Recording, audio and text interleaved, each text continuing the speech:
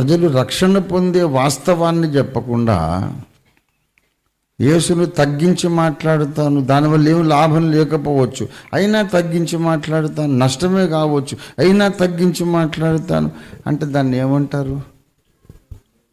మూర్ఖత్వం. ఏం మూర్ఖత్వం? క్రైస్తవ మూర్ఖత్వం. క్రైస్తవ మూర్ఖత్వం. ప్రియులారా, ఇప్పుడు అర్థమైంది మీకు క్రైస్తవ మూర్ఖత్వం అంటే, క్రైస్తవ నాస్తికత్వం అంటే, క్రైస్తవ అపహాసకత్వం అంటే? చూసారా? కనుక యేసును నమ్మగానే సరిపోదు, మనం అపహాసకులం కాకుండా ఉండాలి.